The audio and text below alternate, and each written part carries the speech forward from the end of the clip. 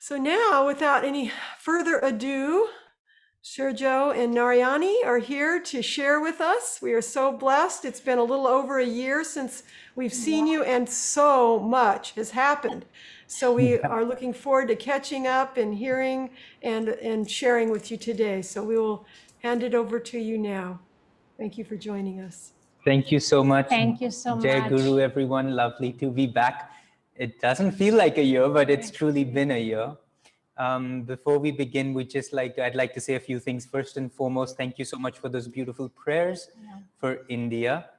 And secondly, that rendition of Lord Most High was just fabulous. Yeah. I'd love to have the chords for the harmonium for that.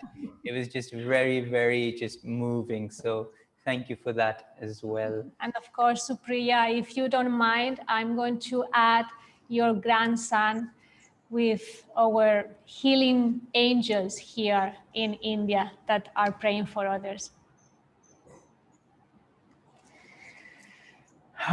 Well, we don't quite know where to begin. We were more like, oh, it'd be fun if we just open it up from the very beginning to questions, however, which is very much a possibility. But since I had asked, what is the reading for this week? It's always nice to tie in whatever is going in your, flow with some words that perhaps have some resonance with them. And we looked at it and it was, in India, we don't follow the rays of the one light in some of our centers because it's not a reality people can tune into.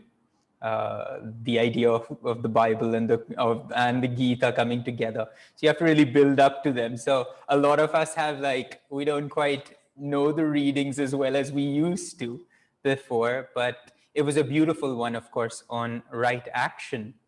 One that's needed so much right now in the world, especially even in India as we see it. We've been doing a lot of Gita classes this whole year. In fact, we've just probably ended a whole year of just going through the Gita. We're still on chapter 14. And one thing that you just see in the Gita that comes again and again is the gunas.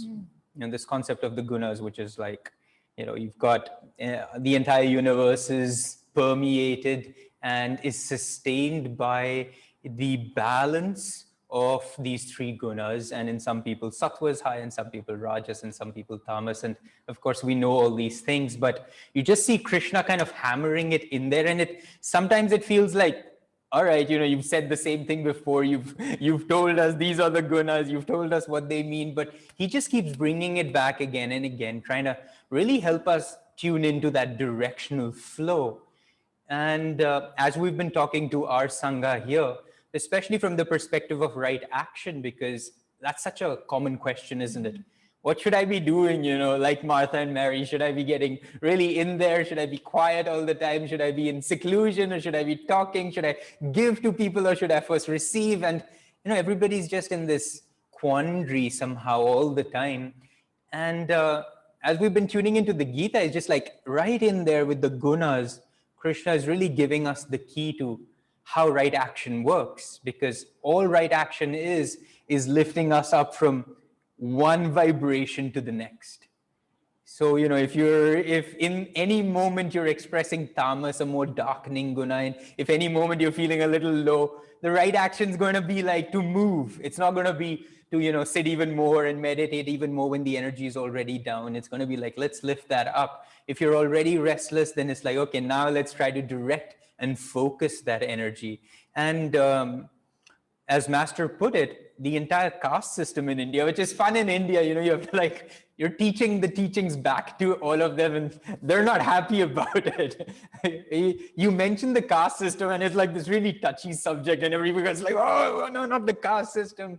It's the most for Indians. It's the most horrible thing that ever existed is the caste system, because of its present incarnation. It's just become such a enmeshed, you're inferior, I'm superior, just a medium of control, that they've totally forgotten that these were states of consciousness that allowed, mankind to move and ascend through them. And they're practically the representation of the gunas. The Shudra is tamas, the Vaishya or the merchant is the Rajo tamas, which is, he will move energy, but only if he gains something from it, but otherwise he'll not move energy at all.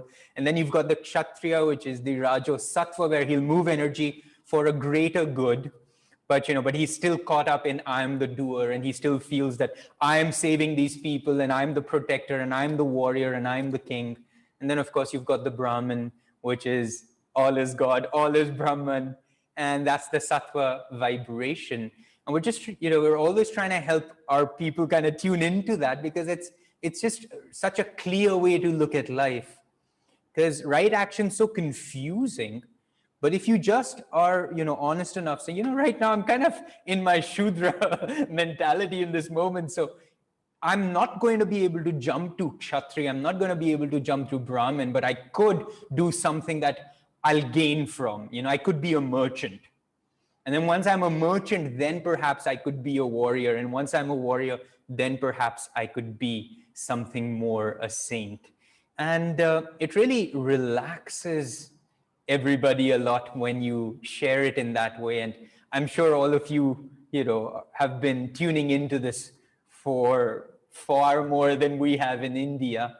But when I was reading that and I was seeing, Martha, and you can just kind of hear it in Christ's tone, Martha, Martha, a little bit like, what's wrong with you? Because she's active, but she's so restless. She's so much in I'm the doer. It's like, look at me, I'm serving, and why isn't, Mary really with me? And that's really the difference. It's not like service is better than, your sadhana or vice versa. If it's taking you to your next step, that's what you need.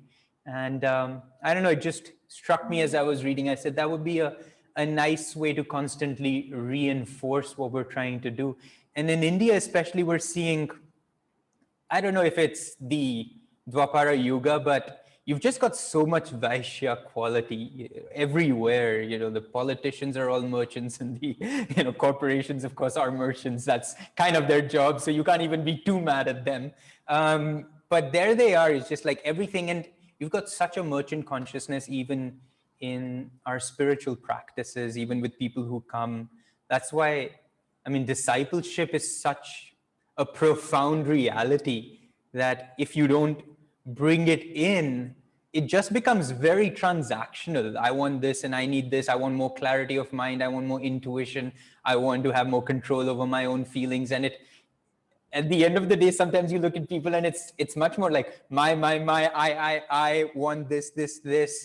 And you just lose the entire focus. However, for many of those people who before that didn't want any of this, is like, all right, at least you now want some change. At least you want to seize control of your own reactive process.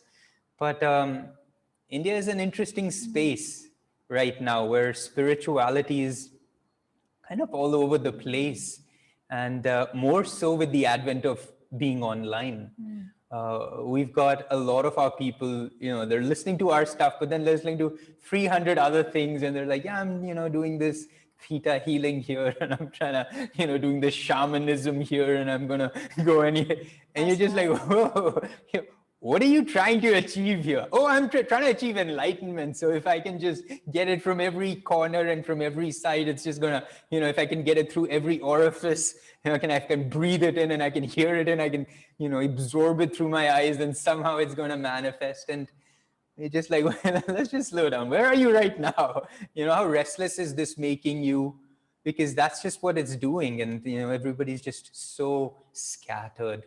So anyway, just felt that just felt like a natural thing that, we're tuning into the Gita. Here, this moment comes of right action. And I don't know if this is at all helpful or relevant to you in this moment, but it's been really, really helpful to us kind of as we're working with our people. And, we've just moved into an ashram setting. Now we're having people who've never lived together starting to live together. And those little rough edges are really, it's only been 4 months, but those rough edges are kind of. Feels like four lifetimes. Yeah. Already. So we just be like, okay, let's just slow down, because everyone's like, they should be kinder and they should realize this is my space. And like, wait a minute, let's just figure out where we are, where we need to go. What's the right action here? Because it's going to be different for everyone, just like it was different Martha and Mary. So, those were just some thoughts that came. I was just thinking right now, yesterday we had a Kriya initiation and 10 new people after the lockdown just received their Kriya. It was a very blessed moment. And It was online. It was online. There is nothing like in person, but it's okay. We can accept it. So at some point of the ceremony, Devarshi mentioned this, that Swamiji once said that a Kriya done without devotion is not a Kriya. And I was thinking, if Kriya Yoga is an inner action, and in order to really, if we want to receive its full benefit, the element of heart, of devotion, of love must be there. That means that if we really want to know what's the right outward action, it should be measured by the quality of love and devotion and commitment and awareness that we add to that action. If we don't add that action, that doesn't count. It's just like we are just acting, but leading us to zero. So perhaps in this time, what the universe is trying to teach us, or perhaps to encourage us, let's not focus as much of the activity that you are doing, for the very reason that we cannot do much anymore. We are locked within our house, like almost we are limited to act outwardly. So it's almost like we are being forced to give more energy to the quality of our actions. So this is something that just, made me think about perhaps it is time for me to focus more on that quality where every action will bring me closer and closer to my connection with the divine, with my guru. So that was one first thought. Secondly, right action is not always easy. I never know what's the right course of action. Even if I'm dedicating my life to God, even if I'm meditating daily, even if I'm practicing my Kriya, even if I do affirmations, even if I live in a setting that promotes constantly the right action, yet I never know. I just never know what's the right action. But one thing that really helps me is when I give emphasis of, rather than right action, let me concentrate on what's the right attitude that I can develop, so it will lead me to the right action. So you see, before I take responsibility of my action, I take ownership of my attitude. Because once the attitude is right, everything will take you to the right course of action. Right attitude means to keep my energy uplifted, to keep my antennas always open, so I can receive the right guidance, therefore the right action. I know this sounds like a kindergarten review lessons, but I have realized that many times I have to come back to the basics of the spiritual path and work on the basics so I can have a strong foundation. So when hard times come, like these times, I may not know what's the right action, But guess what? We have the right attitude. And the right attitude is helping us to cooperate with what's going on in the world. Very recently, when the second wave just arrived to India like 3 weeks ago, and it has been very difficult. I mean, honestly, it's a very serious situation, but for some reason, Shurjo and I seem to be living in a bubble, which we are not delusional. We are aware of what's going on, but there is a protection around our consciousness, which is keeping our attitude right. In the sense that we don't know how to support the country of India, but at least we are finding ways to keep our attitude always uplifted and find ways to keep that energy always high. Just recently, we created this challenge with our Sangha members, with our Mumbai devotees, which was, and this is the simplest thing, it was to energize, to do the energization exercises 9 times a day. 3 times in a row before our morning meditation, 3 times in a row in between meals, and 3 times before our evening meditation, 9 times. That has kept all of us with an attitude of this high. And that attitude has helped the overall Sangha. So it is almost like, even though we didn't know how to support India, but we are supporting ourselves by being strong and uplifted, and that is already generating a wave, a consciousness that is being put into motion and eventually is adding light to the situation. It has been an incredible experiment for us to respond to a difficult situation with even greater energy. It's almost like we were telling the universe, we were telling the mass karma, are you going to challenge us? Okay, we are going to respond with greater, we are going to put even more energy out. And it came out in the form of energizing 9 times. Believe me, it wasn't easy.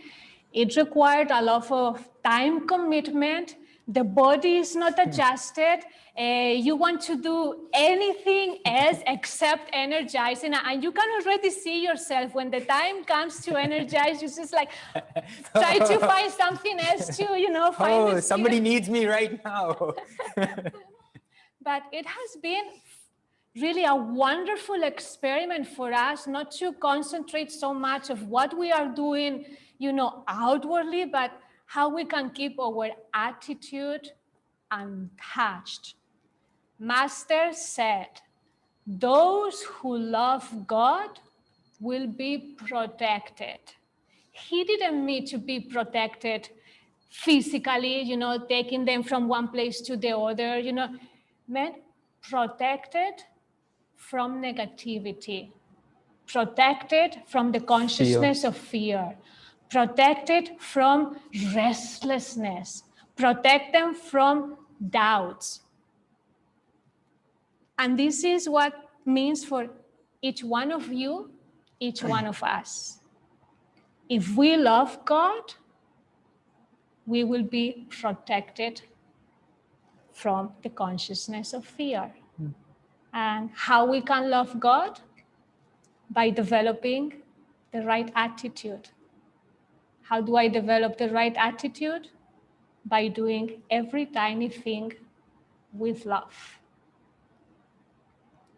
Out of our energization challenge, we then kind of took all that energy that we were generating and we created a little outreach program. There's a slum, very close to where we are, where because of the lockdowns, these daily wage earners who depended heavily on just, odd jobs, or they were auto rickshaw drivers, or, just lifting stuff from one place to another, who of course, all of them have lost their jobs. And this is the second time that that's happened, because that happened the first time, then it opened up a little bit, then the next. So we created this whole, buying these what's called ration kits, which is 5 kilos of rice and 5 kilos of lentils and sugar and salt, and put that all together. And we just delivered over 300 such kits to 300 families. Next week we're going to do another 300 to another 300 families. The following week we'll try that again, and we're really trying to draw that. We're also doing home cooked meals for doctors that are in COVID wards, that have been, in those facilities day and night. They don't get to go home. So a lot of our devotees are cooking meals at home and then sending it over to those doctors. So we just, from that really high energy, without kind of not knowing what to do next, this whole flow of like, all right, now let's put this energy that we've generated, let's now put it somewhere constructive. And it's just been this last week's been just very really uplifting. I know it's kind of weird to say, but it's just been really uplifting and really powerful despite everything that's been going on around us. And that's when you realize that, wow, yeah, it works. Everything that we've talked about, it really works.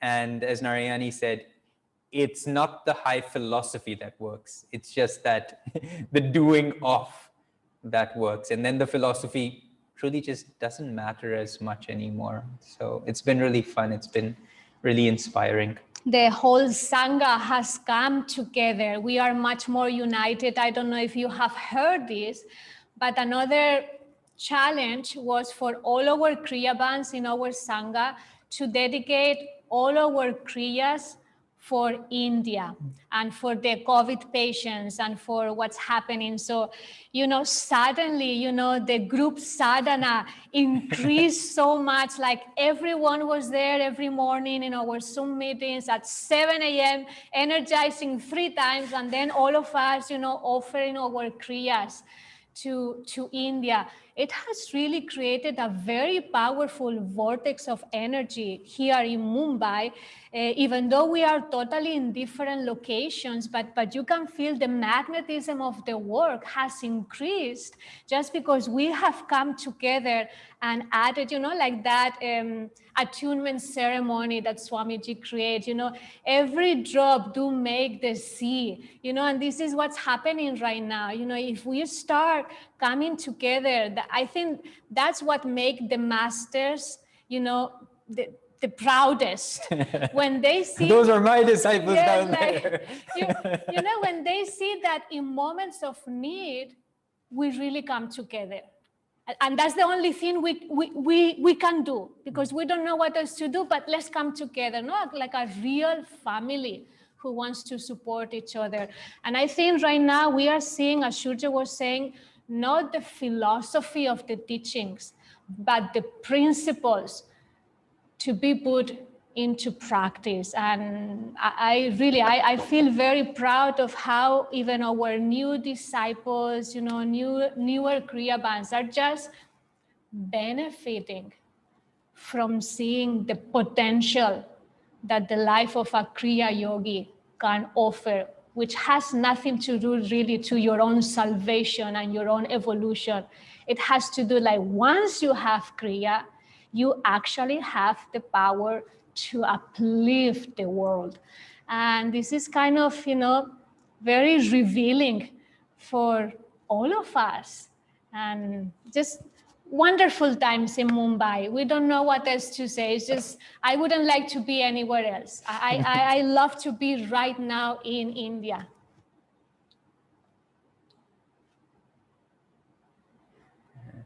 And that's what we have to say about that. That's wonderful. That's wonderful.